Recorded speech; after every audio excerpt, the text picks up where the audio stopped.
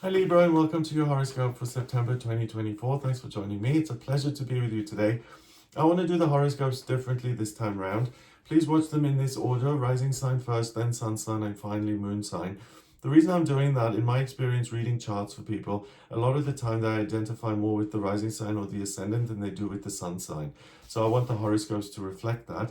Also, I'm in the UK, so my horoscopes are based on the UK time zone. And for this horoscope, I want to break September down into 4 weeks, and I want to pay particular attention to what the moon is doing.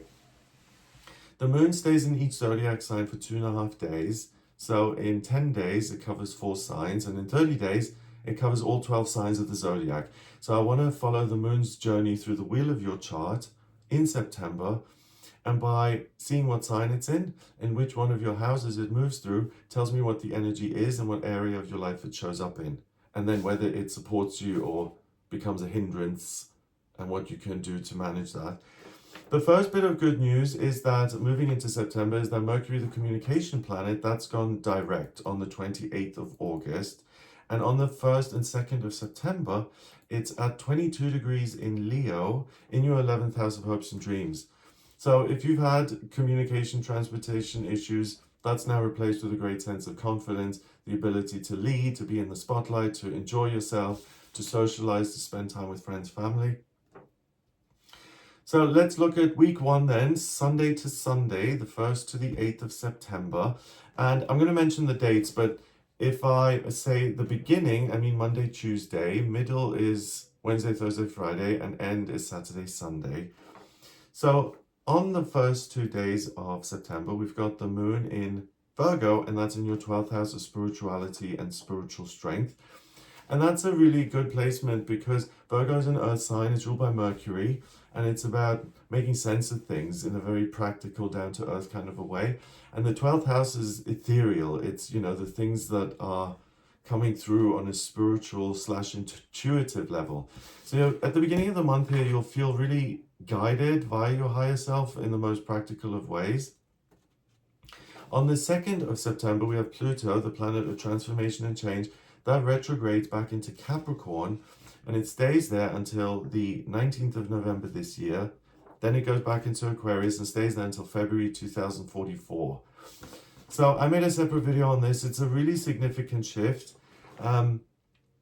When Pluto went into Aquarius for the first time in January, it's the beginning of this new 20-year era, and I think Pluto in Aquarius is a much better combination than Pluto being in Capricorn. When Pluto is in Aquarius, it's about the rebirth of ideas and invention and humanity, whereas Pluto in Capricorn can be about unwinding existing structures and working really hard and not seeing a lot of results for your efforts. On the 3rd of September, we have a new moon in Virgo, so the moon goes pitch black, pulls in a lot of energy to recharge for its next 28-day cycle. And again, that happens for you, Libra, in your 12th house of spirituality. So you may receive some really practical guidance via your intuition or your connection to the higher self that relates to your work and what your true passion is in life. It's a very good time for you to feel like you have a wonderful overview of all the different areas of your life and which ones work best for you. On the 4th of September, we've got Mars ingressing into Cancer until the 3rd of November, and it moves into your 10th house of career. So the whole of September now is going to be about you being this patient, nurturing parent to your own career. You can tidy up any loose ends or anything that isn't quite working. You can adapt, again, in the most caring, patient type of way, and really get that feeling of I'm on top of things as far as my work is concerned, and I'm interested in it and I can update it. So on the 1st and 2nd, we've got the moon in Virgo. Then on the 3rd, 4th, and 5th, we've got the moon in Libra. And that's obviously your sign, so it's going through your first house.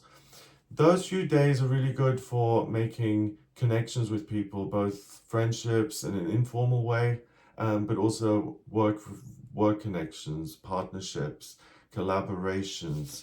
You come across really well. So interviews, again, presentations. Mercury is in Leo at 25 degrees around this period. So anything, again, that sees you being in the spotlight center stage is not only going to go well, but it'll feel fun and positive to do. Then at the end of the week, the 6th and the 7th, the moon goes into Scorpio in your second house.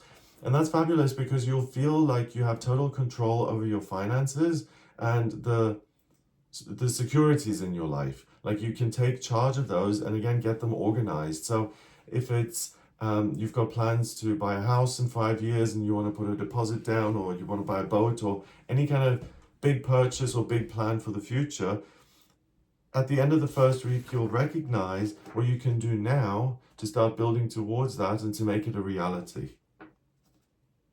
So in the first week, the moon goes through your 12th house, then your first house and your second. So it starts with you really receiving some sort of guidance which you can action, and then which helps you in your relationships, not just with people, but also your relationships to your own securities and your own money. Week 2, Monday to Sunday, the 9th to 15th of September. The moon's now in your 3rd house of communication and perspective, decision making, and it's in Sagittarius, which is very much about exploration. So that these first 2 days of the second week are great for travel, sightseeing, learning anything new. The ruler of Sagittarius, Jupiter, opposes the moon, and it's in your 9th house of travel and exploration. So anything that gets you outside your comfort zone is going to be enjoyable and worthwhile. Then in the middle of the week, the 11th, 12th, and 13th, the moon goes into Capricorn in your 4th house of your roots and what makes you feel like you belong. So working around the home is going to be enjoyable, like puttering around a bit, cooking, maybe redesigning a room, gardening, also lending a hand to a family member, doing any kind of work on your own diet or your own body, self-care, all of that's really supported. The moon then goes into Aquarius at the end of the week, and that's in your 5th house. And that's really new ideas about what is it that I love to do. I feel even more inspired to go and study and to discover things, maybe even to meet new people and to express myself, to have wonderful conversations. The highlights of week 2 are that on the 9th of September, we've got Mercury, the communication planet, that goes into Virgo, the sign that it rules, so it's delighted in that placement, right? And again, it's in your 12th house of spiritual strength and spirituality. So for you, Libra, you have like this wonderful spiritual compass available to you, and then you shine with Venus in Libra in your 1st house. So you know where you're going, and you know how you can connect to the right person at the right time to make things happen for you. And Mercury stays in Virgo until the 26th of September. So really assume that in September, it's very, very unlikely that you step 1 foot even wrong. You're so unlikely to make any mistakes that it's safe for you to make big decisions and to take control of things and to improve and adapt them if that's what you feel guided to do. On the 11th of September, we have the moon in its 2nd quarter. And that again is about your 3rd house of communication, having this sense of I'm exploring unfamiliar territory in order to feel alive and like I'm doing the right thing. So in week 2, the moon covers your 3rd, 4th, and 5th houses, which is at the very bottom of your chart, and it's very much about what is it that I love and what is it that makes me feel like I'm home. So whether I'm spending time in the actual home or I'm pursuing new information that promises to be a new kind of intellectual home, that's what the 2nd week's focus is all about. Week 3, Monday to Sunday, the 16th to the 22nd of September. We start this week with the moon in Pisces in your 6th house of work, of the structures of your life again, everyday routine. And for you, this is a good time to kind of rest a little bit, to meditate, because on the 17th of September, the 2nd day of this week, we've got a supermoon. So we've got a full moon in Pisces, and this is the 2nd supermoon in a row, which is when the moon is closer to the earth than usual, and it looks much bigger, right? And it's not just that, it's a lunar eclipse on the north node. So not only is this supermoon going to affect you for a few days, it'll influence you for the next 6 months. And when it happens, we've got the full moon happening in your sixth house of the everyday structures of my life, my body, my work, my family.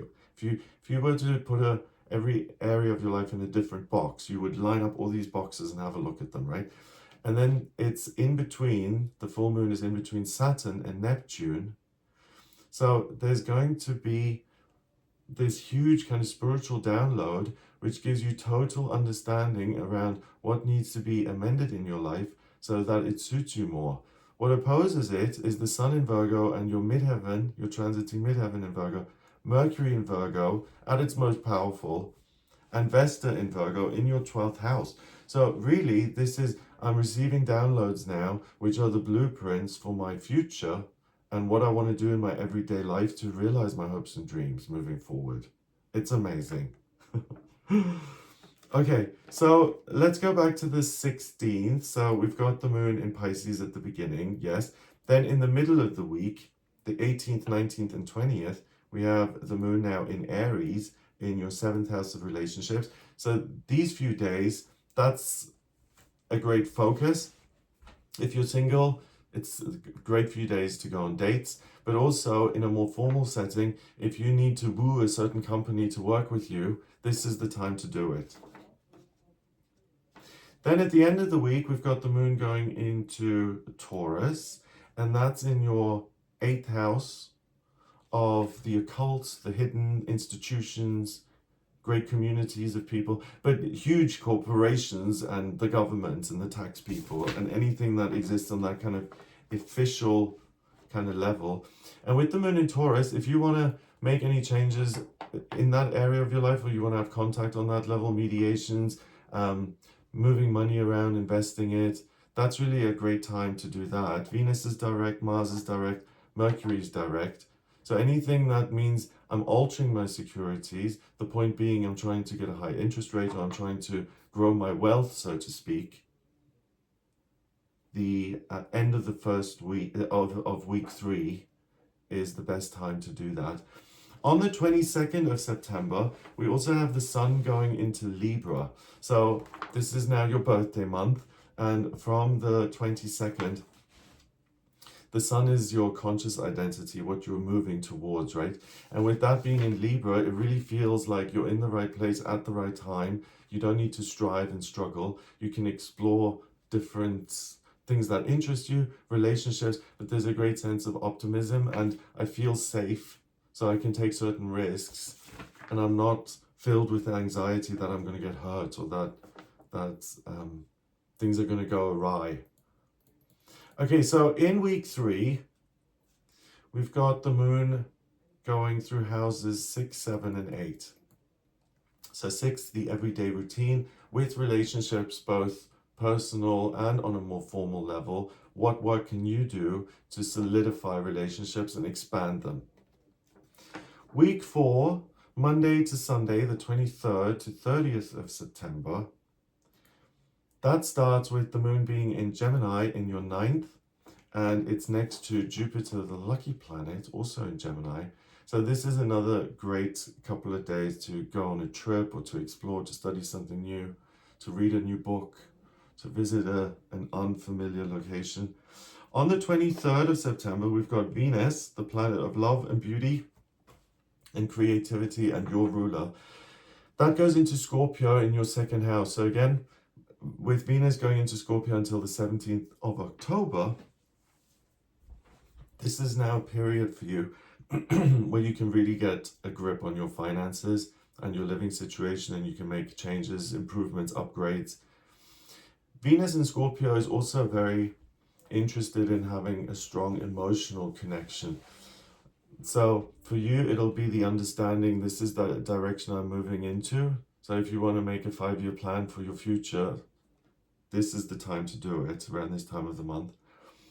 But also I want a really intense connection with another human being, with another person. So with Venus going into Scorpio, for you, if you're single, the desire to be with someone is going to increase while it's in this placement.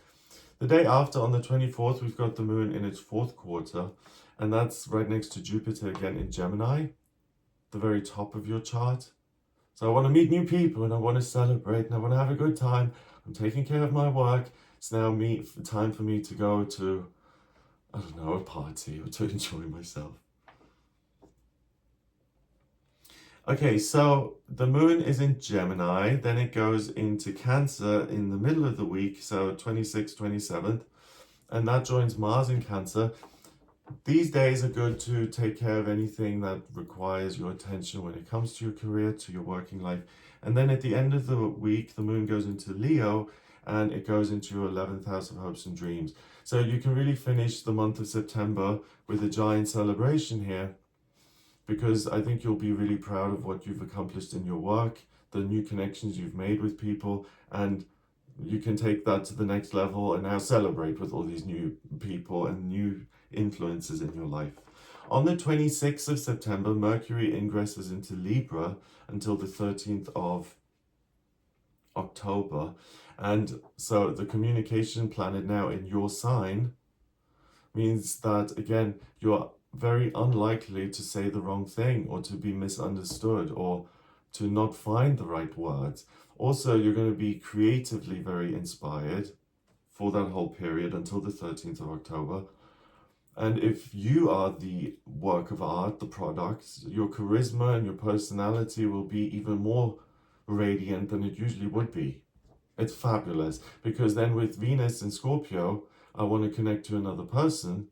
The likelihood of you getting a second and third date are really high, because you may be on your best behavior, or you may be your most charismatic self. Looks really good. Okay, so in the final week, the moon covers houses 9, 10, and 11. So how am I growing? How am I growing in both my work, but also in my personal interests? And how am I growing towards realizing my hopes and dreams? So it looks like a wonderful month for you, Libra. I hope that gives you an idea of what you'll be working with. If you'd like a personal reading with me, please get in touch via my website. It's gregoryscott.com. On the front page, click on Book Your Reading to order your reading with me. And to draw up your natal chart, I need your place of birth, date of birth, and time of birth. If you don't have the time of birth, then order a chart rectification with me, please. That's a process where you send me 10 or more life events and I work out your time of birth manually. The chart changes every 4 minutes, so the more accurate the time is, the better. Check out some of my other videos, the videos on the new moons, the full moons. I also do a daily tarot reading on the channel. If you like this video, give it a thumbs up, please, so it shows up in searches. Hit subscribe for more videos, and please share the video with your friends and family members who you think might like it. That would really help and support the channel. So I hope you have a fabulous September. Thank you for spending this time with me, and I'll speak to you soon. All the best. Take care.